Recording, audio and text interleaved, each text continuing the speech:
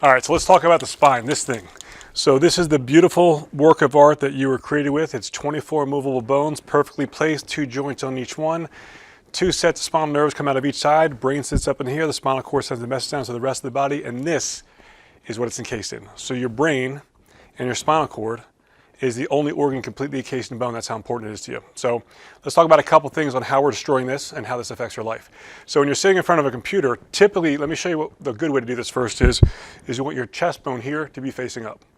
So it's called a manubrium lift. When you have your chest bone up, then it sets your whole posture in place that you can relax your muscles into.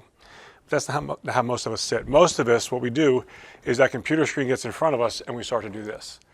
And now over time, gravity starts to win this battle and we start to get pulled down here.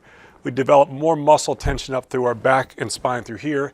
And we put a lot of pressure on these joints, which causes arthritis, which causes muscle strain, which causes ligament strain.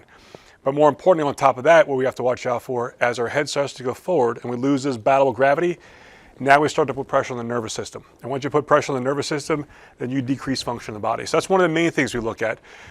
A quick way to fix this is to work on bringing, like I said, this chest bone up. If you can't get this to hold into a natural neutral posture, you definitely want to get to a chiropractor. You definitely want to get some work on getting your spine corrected here.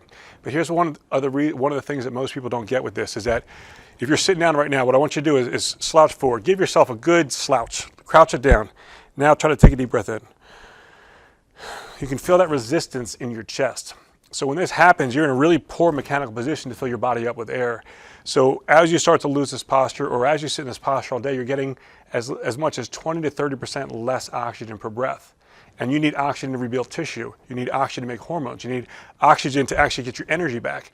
So one of the quickest ways to do this, again, is get that chest up, open the lungs up, work on getting full breaths in. And if you're not doing a job at that, just set a timer, make it a point about every hour or two, focus on taking a full deep breath in.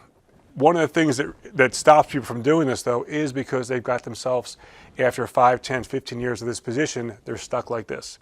So it's very difficult for them to hold this up. If that's the case, find a chiropractor. If you need help finding one, can help you get to one. But you want to get more mobility back into the ribs, the chest, the spinal cord, and the spinal column to be able to open up and be able to take those deep breaths again.